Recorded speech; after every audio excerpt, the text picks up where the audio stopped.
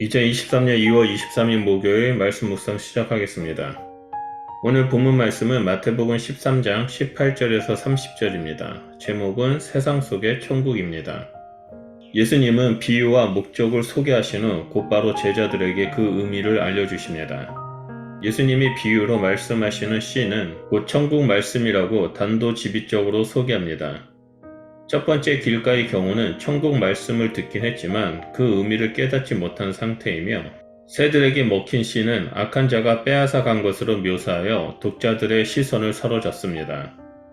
사람들은 천국의 말씀을 들었지만 깨닫지 못한 결과 악한 자가 그 말씀을 마음에서 뺏어가 버립니다. 여기서 깨닫지 못한 원인은 길가로 표현된 사람들의 완악한 마음 때문입니다. 나머지 세 밭은 먼저 밭이 소개되고 해석이 뒤따릅니다. 뿌려진 씨에 대한 밭의 어떤 상태와 태도가 도드라지게 나타납니다. 두 번째 밭은 돌밭입니다. 돌밭에 씨가 뿌려졌다는 것은 처음에 말씀을 받을 때는 기쁨으로 받고 환영하지만 환난과 박해를 당하자 견디지 못하고 넘어지는 자의 특징으로 설명합니다. 여기서 환난과 박해의 원인은 말씀이라고 21절에 증거하고 있습니다. 이것은 말씀이 뿌려진 자에게 환난과 박해가 불가피하다는 것을 의미하며, 그것을 견딜 튼튼한 믿음의 뿌리가 필요한데 돌밭에서는 찾을 수 없다는 것을 말합니다. 세 번째는 가시떨기에 뿌려진 씨의 설명입니다. 이 사람도 말씀을 들었습니다. 하지만 가시가 씨의 기운을 막듯 세상의 염려와 재물의 유혹이 말씀이 자라는 것을 방해한다는 것을 말합니다. 이것은 말씀을 듣지만 염려와 유혹 앞에서 말씀이 이끄는 길을 걷지 못하는 것을 의미합니다. 돌밭과 가시밭은 예수님이 산상수훈 때부터 지금까지 강조하신 제자도의 모든 중요한 특징인 핍박과 염려를 뚜렷하게 방영합니다. 이것은 천국 말씀에 반응하는데 실패한 전형적인 모습입니다. 마지막으로 좋은 땅에 떨어진 씨는 제자도의 모범을 제대로 살아가는 자들입니다. 이들은 마음에 뿌려진 말씀을 듣고 깨닫습니다. 앞에 나오는 세 밭의 공통된 특징은 모두 듣기는 들어도 깨닫지 못해 성장과 결실에 실패한다는 것입니다. 하지만 좋은 땅에 속한 사람들은 말씀을 온전히 깨닫게 됩니다. 여기서 깨달음의 능력은 예수 그리스도 안에 있는 자들에게 허락된 은혜의 선물입니다. 밭 스스로 만들어낼 조건은 없습니다. 좋은 땅이라 열매를 맺을 조건을 갖춘 밭입니다. 그런데 그 조건은 좋은 땅 스스로 완비할 수 없습니다. 오직 예수님으로 말미암아 하늘의 비밀을 깨닫도록 허락된 자들이 누리는 축복으로 말씀의 풍성한 결실을 맺게 됩니다. 천국 말씀은 이미 우리 마음 가운데 뿌려졌습니다. 말씀을 듣고 보는 우리들은 거절하지 않고 제대로 반응해야 합니다. 무리나 바리새인처럼 거부하는 것이 아니라 제자들처럼 말씀을 늘 묵상하고 살아갈 때 우리는 천국의 비밀을 깨닫고 그 천국을 현재의 삶 속에서 누리게 됩니다. 이어서 24절에서 30절을 보면 두 번째 알곡과 가라지의 비유가 나옵니다. 이제 예수님은 좀 더 직설적으로 천국은 무엇과 같으니 라는 직유를 사용하십니다. 또한 첫 번째 비유와 달리 두 번째 비유에서는 돌발 변수가 첨가됩니다. 이로 볼 때 천국의 특징은 다양한 변수 그 전체를 아우르는 것을 알 수 있습니다.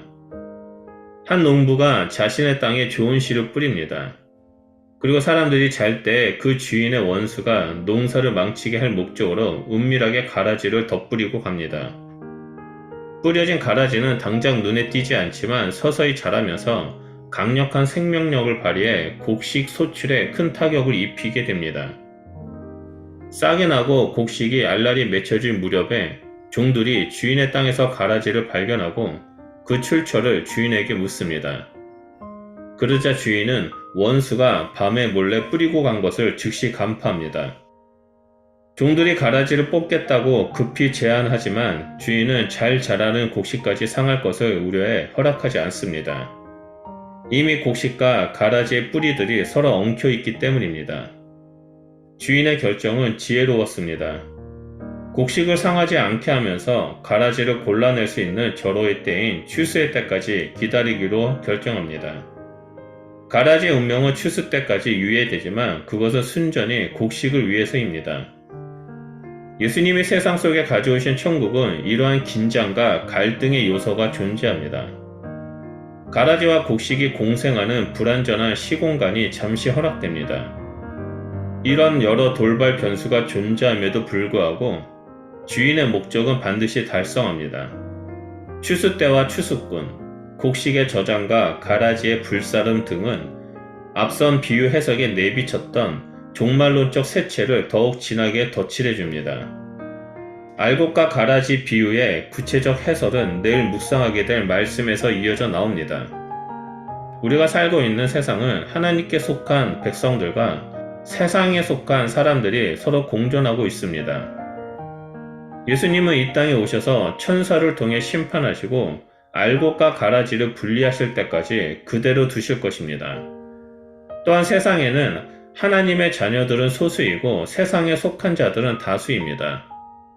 그러다 보니 말씀에 따라 순종하며 살아가는 자들이 어리석게 보일 수 있습니다.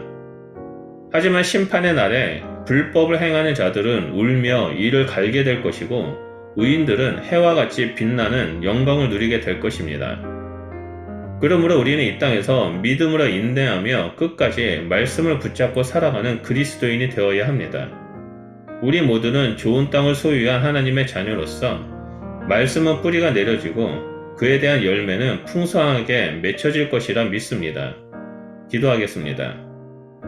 하나님, 우리가 이 땅에서 좋은 땅의 마음을 소유하고 또한 믿음을 가지고 인내하는 알곡으로서 불러주셔서 감사드립니다.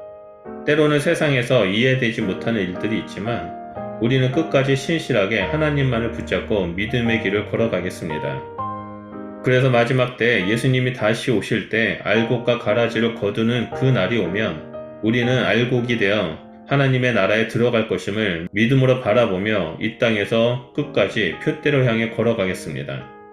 하나님, 우리의 삶 가운데 주님이 함께해 주시고 날마다 신실한 은혜와 사랑으로 보호하심으로 말미암아 원수가 뿌린 씨앗, 그 가라지, 또한 세상의 유혹, 여러가지 탐욕으로부터 벗어나 늘 승리하는 그리스도인이 될 수 있도록 함께하여 주시옵소서.